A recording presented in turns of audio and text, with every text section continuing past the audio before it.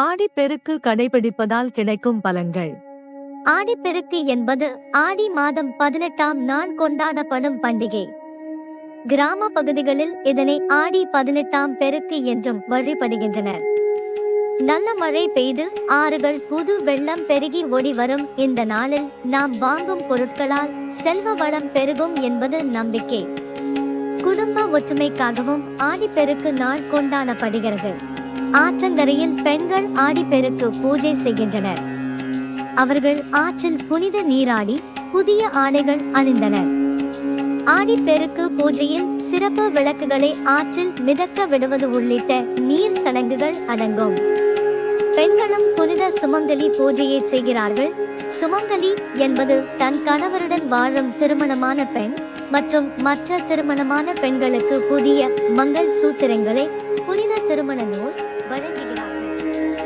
ஆடி 18ற்கு 10 நாட்கள் முன்பாக நவதானியங்களை ஒரு தட்டில் தூவி மண் அல்லது எரு கலந்து மூடி வைப்பார்கள்.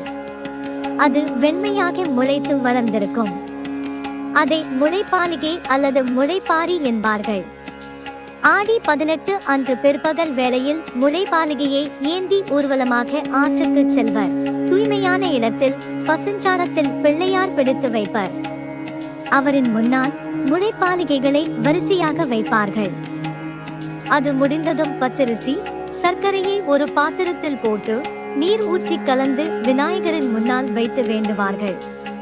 வயதான சுமங்கலி ஒருவர் அங்கு வந்திருக்கும் பெண்களுக்கு மஞ்சள் தடவிய நூலை கொடுப்பார்.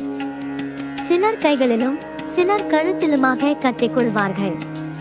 அதன் பின் அவரவர் கொண்டு வந்த முளைப்பாலிகை, பனை ஓலைகளால் செய்யப்பட்ட வட்டமான காதோலை, கருகமணி ஆகியவற்றை நீரில் விடுவர். நுரைத்து சுழன்று வரும் காவிரி தாயின் வரவால் பயிர் பச்சை எல்லாம் தழைக்கப் போகின்றன.